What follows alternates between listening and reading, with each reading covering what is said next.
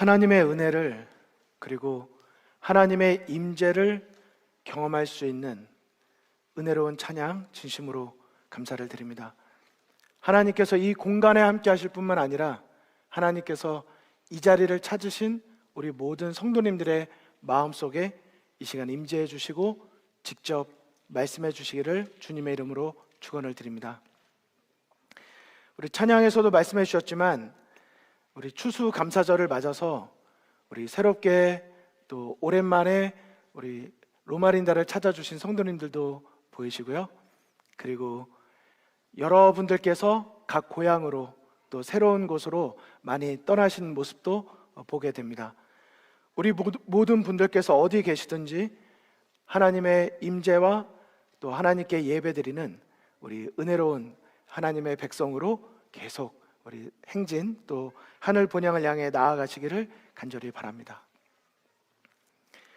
저는 추수감사절을 맞아서 오늘 가장 좋은 것을 주시는 하나님이라는 제목으로 함께 말씀의 은혜를 나누고자 합니다. 제가 이렇게 설교단에 설면 이렇게 양복을 입고 이렇게 딱 서니까 어떤 분들께서는 제가 하루 종일 양복을 입고 사는 걸로 생각하실까 싶습니다.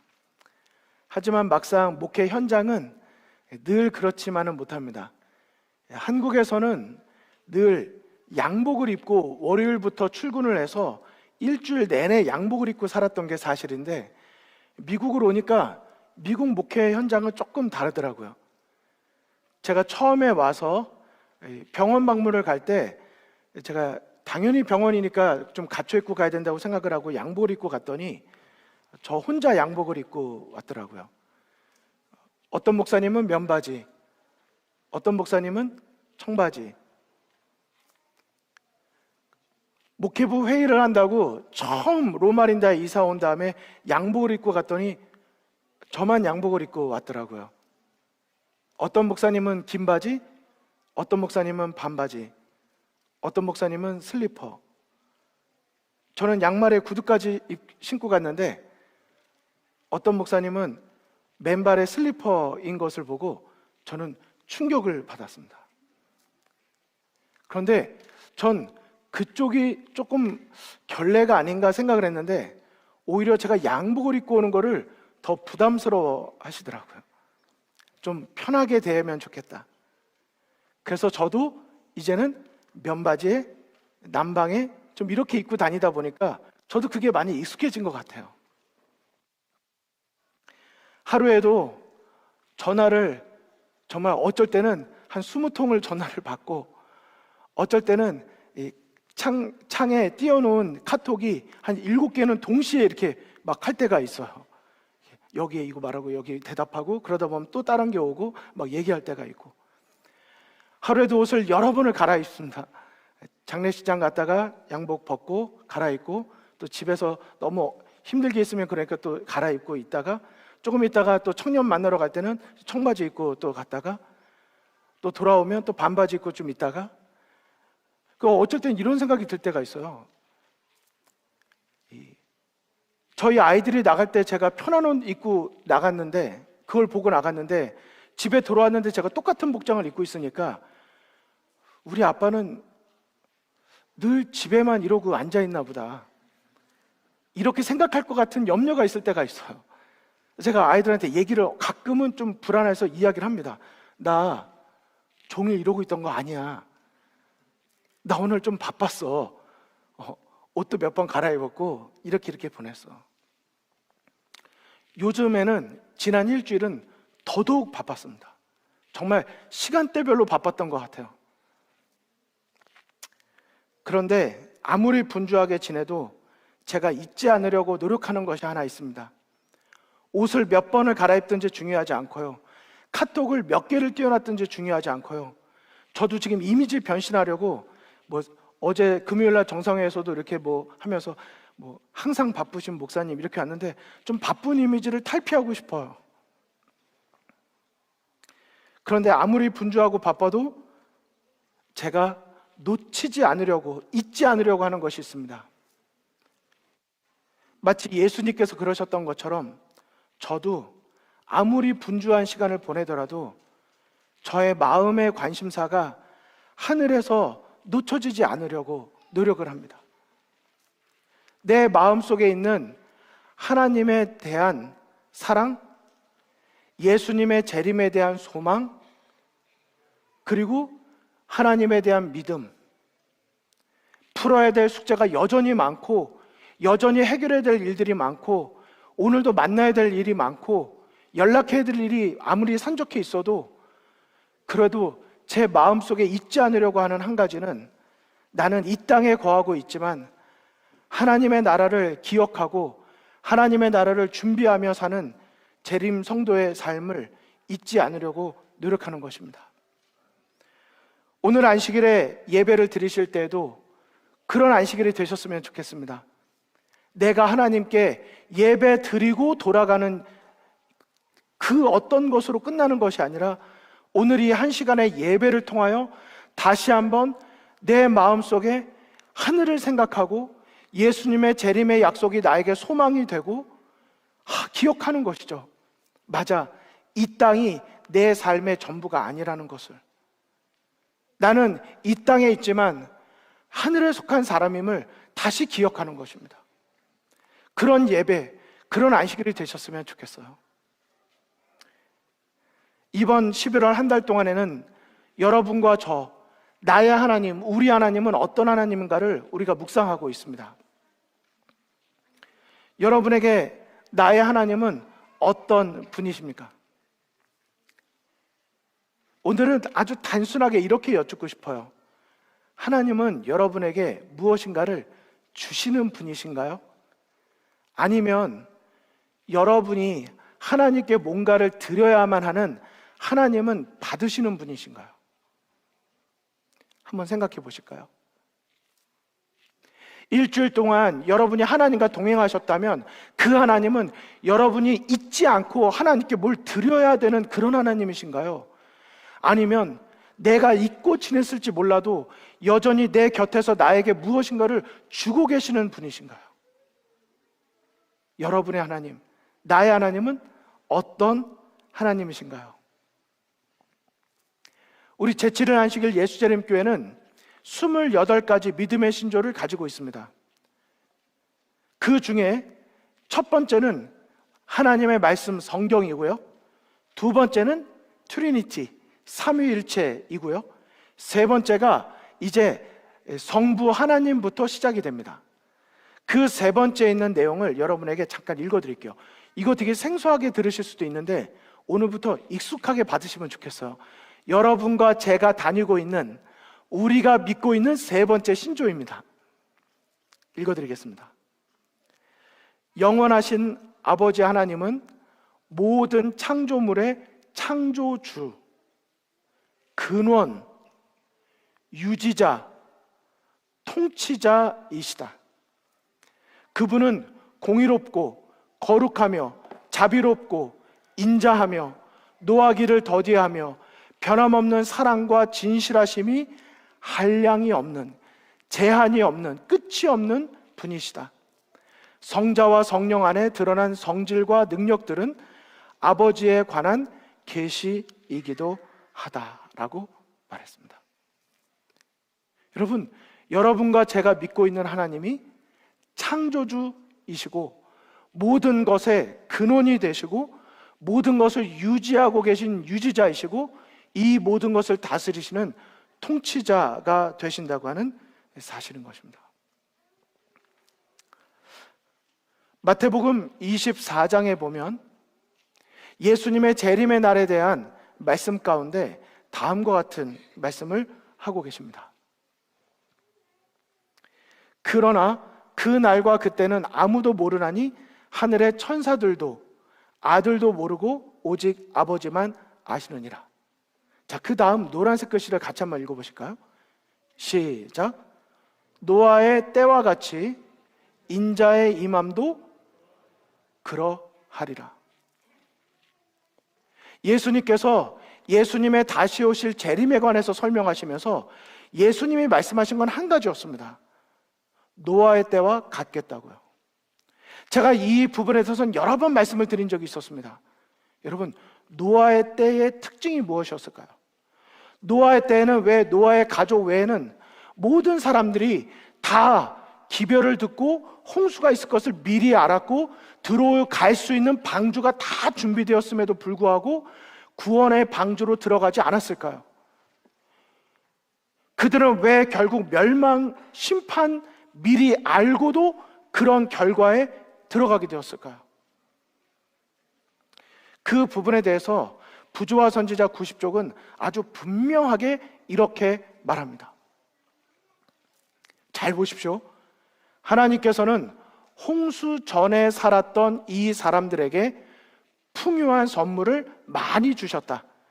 그러나 그들은 그분의 선물을 자신들을 영화스럽게 하는데 사용했으며 그들의 애정을 선물들을 주신 분에게가 아닌 선물들에만 둠으로써 그것들을 저주로 만들었다. 하나님께서 그들에게 축복의 선물들을 많이 주셨어요. 그러나 그들은 축복이 될 것들을 저주로 만들고 말았습니다. 원인이 무엇이었다고요? 이유가 무엇이었다고요? 그들은 나에게 주어진 이 모든 선물들을 주신 분을 잊어버리고 선물들에만 그들의 관심과 생각과 애정을 다 빼앗긴 것입니다. 그들의 마음에 더 이상 하나님을 모실 만한 여유가 없었어요. 여지가 없었습니다. 여러분 기억하시나요? 제가 지금은 다 그걸 자세하게 말씀 안 드리겠지만 제가 저희 아이들과 있었던 이야기를 말씀을 드렸어요. 한국에서 출장을 갔다가 돌아가는데 다른 합회 목사님이 그러시더라고요. 아니 여기까지 왔다가 돌아가는데 그냥 돌아가냐고, 아이들 선물 좀 사가지. 그래서 저는 선물 사갈 생각을 못했다고. 그랬더니 1,000원이었는데 호두과자를 사주시면서 이런 걸 들고 가야지 아이들이 좋아한다고. 제가 호두과자를 들고 가서 어떻게 했다고요? 신발 딱 문을 열고 들어가자마자 얘들아 아빠 왔다 그랬더니 애들이 규성이 기억 안 나죠?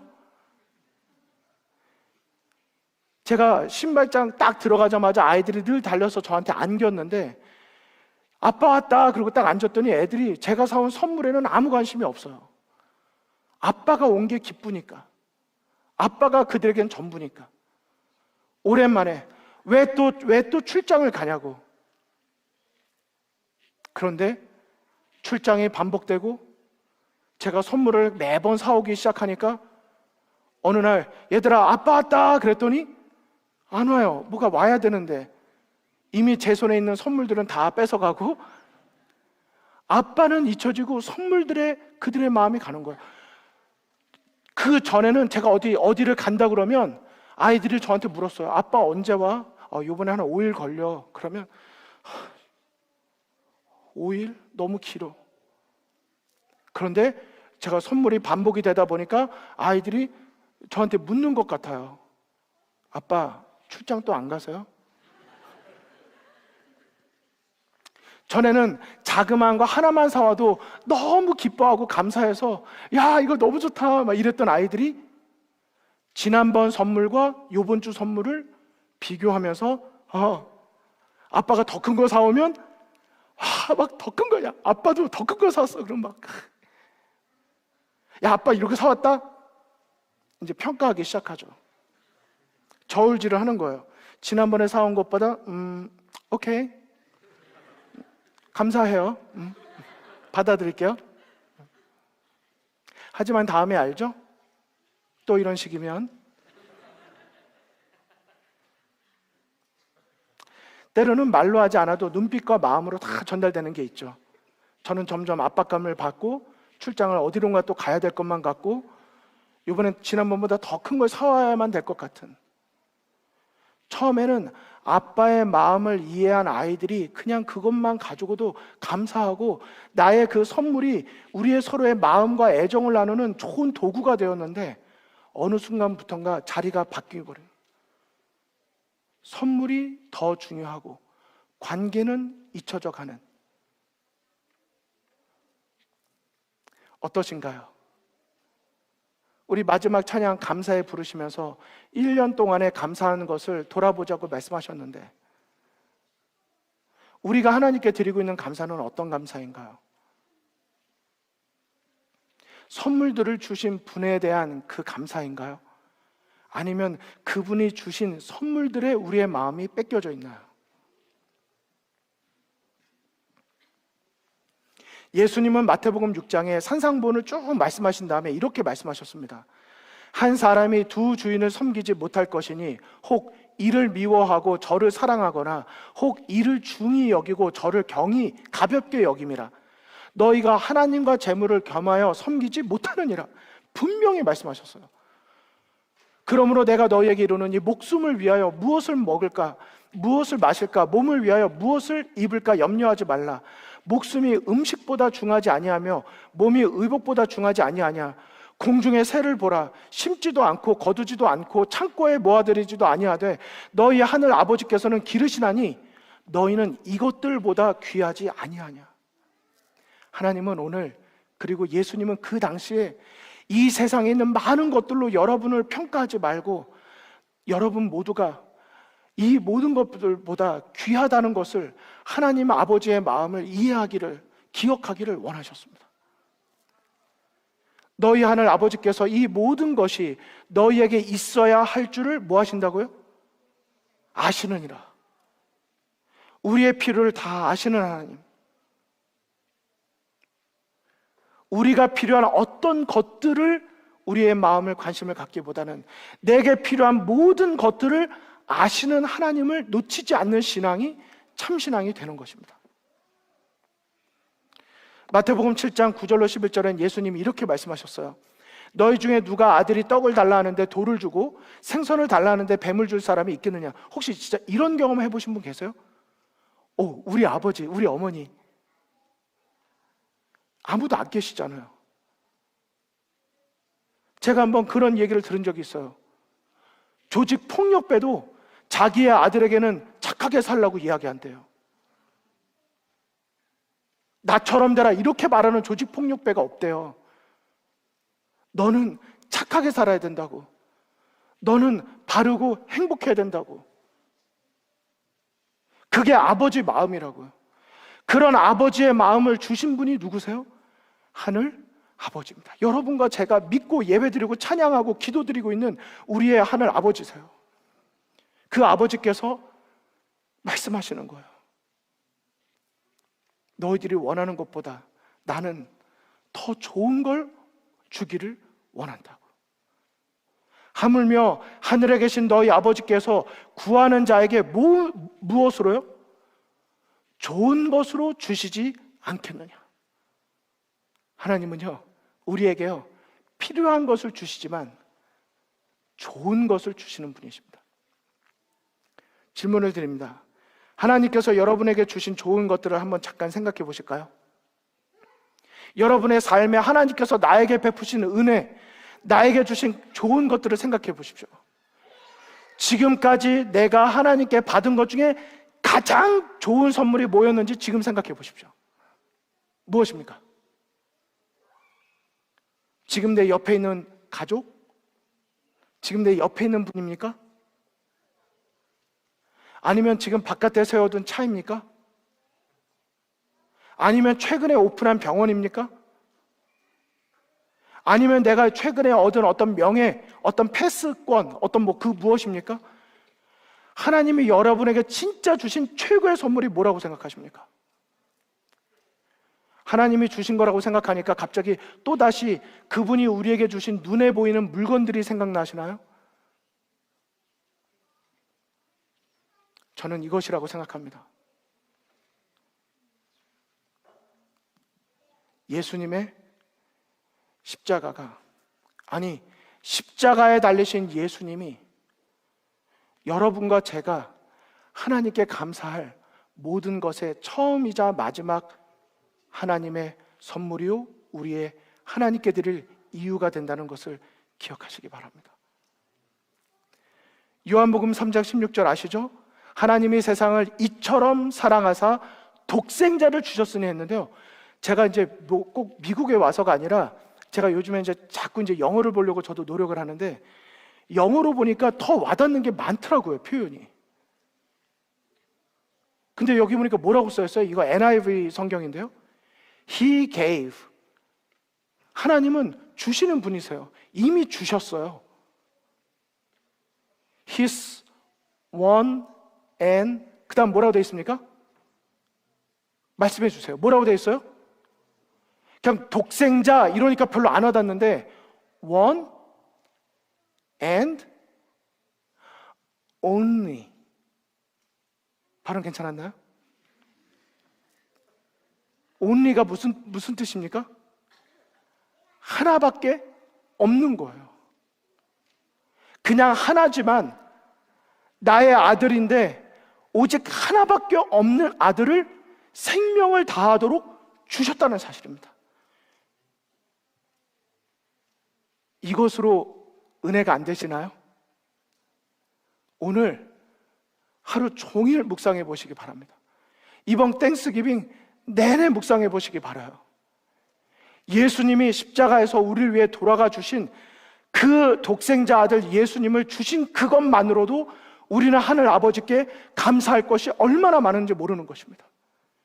이 세상에 잠깐 있다가 불꽃처럼 사라질 그 어떤 것 때문에 감사하기보다는 우리는 나에게 불꽃처럼 살다가 죄 가운데 죽을 수밖에 없던 우리를 위하여 영생으로, 심판에서 영생으로 옮겨주신 그분의 영원하신 생명, 그 사랑이 우리가 기억해야 될 가장 감사한 이유가 되기를 간절히 바라는 것입니다. 우리에게 주신 가장 좋은 선물은 십자가의 구원을 이루신 예수님입니다. 제가 일부러 이렇게 표현을 좀 했어요. 평상시에 우리가 예수님의 구원 이렇게 말해요. 예수님의 십자가에서 이루신 구원. 구원이 선물인 건 맞지만 가만히 생각해 보면 그 구원이라고 하는 것 속에 담겨진 그 일을 이루신 분이 우리에게 선물이에요. 구원을 기뻐하는 것보다는 구원을 주시기 위해서 자신을 아낌없이 십자가에 들으신 예수님을 감사하는 여러분과 제가 되기를 간절히 바랍니다. 그 분이 우리가 잊지 않아야 될 우리의 구주가 되시기 때문입니다. 사도 바울은 로마서 8장에 이렇게 말했습니다. 그런즉 이 일에 대하여 우리가 무슨 말하리요? 만일 하나님이 우리를 위하시면 누가 우리를 대적하리요? 그 다음은 좀 같이 읽어주실까요? 자기 아들을 시작. 자기 아들을 아끼지 아니하시고 우리 모든 사람을 위하여 내주신 이가 어찌 그 아들과 함께 모든 것을 우리에게 주시지 아니하겠느냐. 아무것도 아끼지 아니하시고 모든 사람을 위하여 그 아들과 함께 모든 것을 우리에게 주신 분, 그분이 바로 예수 그리스도이신 것입니다. 사도 바울은 로마서 8장 33절에서 이렇게 말합니다. 누가 능히 하나님께서 택하신 자들을 고발하래요? 의롭다 하신 이는 하나님이시니 누가 정죄하래요? 죽으실 뿐 아니라 그 다음 뭐라고 되어 있습니까? 다시 살아나신 이는 그리스도 예수시니 그는 하나님 우편에 계신 자요 우리를 위하여 간구하시는 자신이라. 누가 우리를 그리스도의 사랑에서 끊으리요? 환난이나 곤고나 박해나 기근이나 적신이나 위험이나 칼이랴. 성도 여러분, 예수님의 십자가를 기억하시되 십자가에서 죽고 끝나신 분이 아니라 다시 부활하신 예수님을 바라보고 소망을 얻게 되시기를 간절히 바랍니다. 그 예수님은 우리를 사랑하시되 끝까지 사랑하셨고 그분의 사랑에서 우리를 끊을 수 있는 것은 아무것도 없다고 말씀하셨습니다. 우리가 그분에 대한 사랑을 기억하기만 한다면, 우리의 손으로 스스로 놓지만 않는다면 그분의 사랑은 우리를 구원에 이르도록 인도해 주실 것입니다. 제가 얼마 전에 한 글을 보다가 선한 목자를 어떻게 보느냐에 따라서라는 제목의 한 블로그를 보게 되었습니다. 그래서 제가 다 읽지는 않겠는데 제가 설명만 드릴게요. 이 글을 쓰신 분이 목사님의 아들입니다. 그런데 한국에 계신 목사님이신데 이분이 자신이 쓴 글에 의하면 그래요. 자기는 목회자의 자녀로 아들로 태어나서 이 청년 시절, 특별히 청소년 시절, 청년 시절에 아버지를 얼마나 괴롭게 하고 속상하게 만들었는지 모른다. 자기는 그런 사람이다. 군대 가는 날 아빠가 군대 간다고 기도하자고 이렇게 가족 예배 드린다고 모이라고 했는데 그날마저도 아버지께 투정을 부리며 짜증을 내고 정말 아버지의 속을 속상하게 만들었던 사람이 자기였대요. 그런데 이 목사님이 떠나는 날 아버지가 성경 구절을 읽어주셨는데 시편 23편을 읽어주시면서 사망의 음침한 골짜기를 다닐지라도 해를 두려워하지 않을 것은 주께서 나와 함께 하심이라 라는 성경 구절을 읽어주셨는데 그거를 귓등으로도 듣지 않고 그냥 이렇게 넘어갔대요.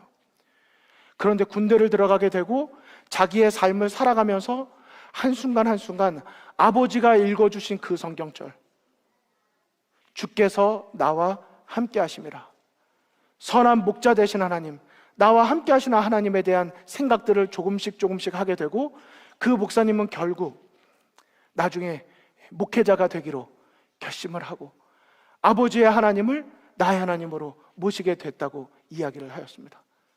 그런데 이 목사님이 이 글들을, 제가 이제 여기 있는 이 내용들이거든요, 이 글들을 쓰면서 이 사진을 올렸어요.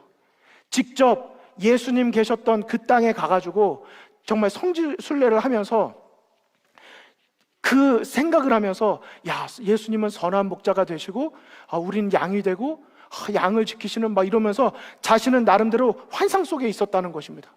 그런데 가서 이 사진을 딱 찍었는데 이 사진을 보니까 양이 얼마나 더럽던지, 자기는 되게 추상적으로 이렇게 좋게 생각했는데 직접 가서 보니까 양이 더럽더라는 거예요. 막 떡지고 냄새나고 이기적이고.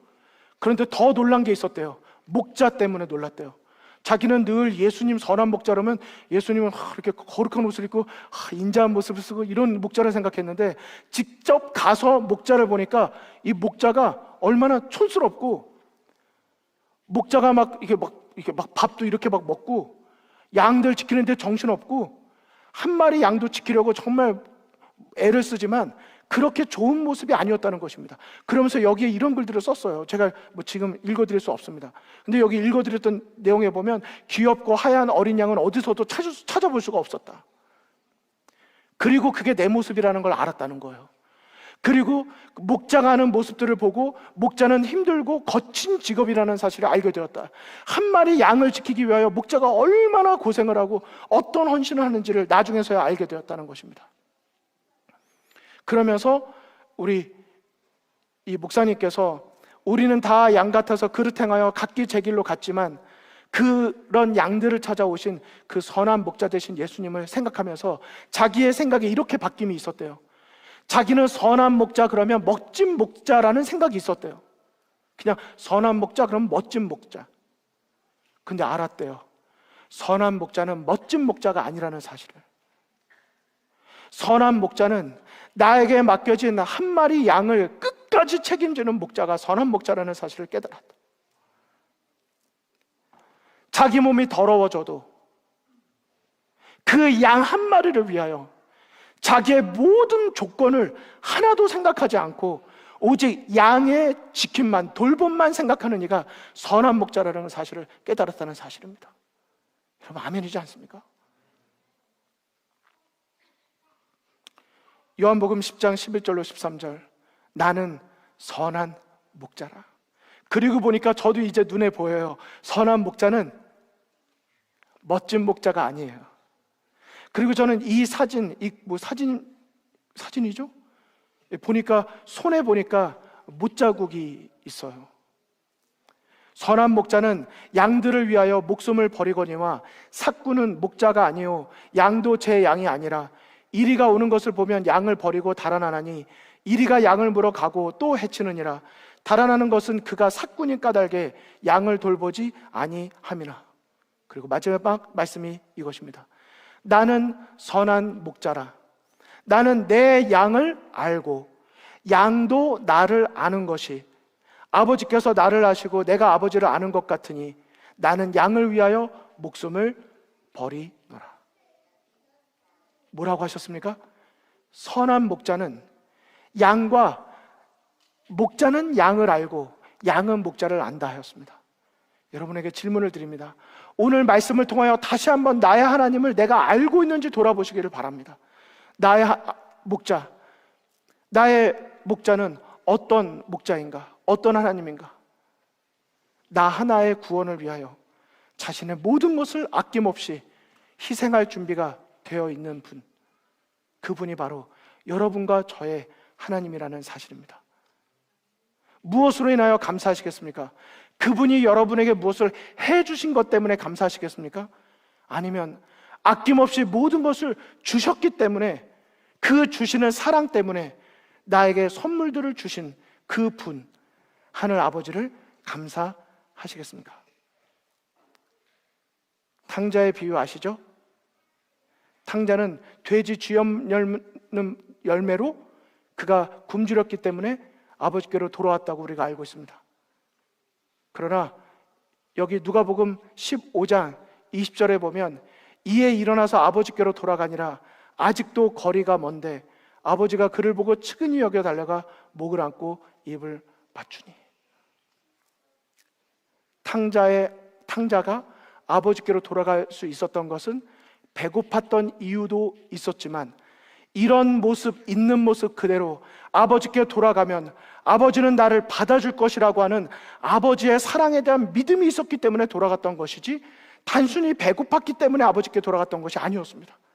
배고팠다면 다른 데로 어디론가 또 갈 수 있었어요. 하지만 그가 아버지께로 돌아간 것은 아버지의 사랑 때문이었습니다. 그리고 아버지의 사랑에 대한 그의 믿음 때문이었습니다. 이번 한 주간 감사하시되 그분이 나에게 해주신 것 때문이 아니라 이미 예수님을 통하여 이루어주신 구원을 주신 하나님을 감사하게 되시기를 간절히 바라고, 탕자의 비유를 생각하시면서 특별히 여기 그림을 한번 보시죠.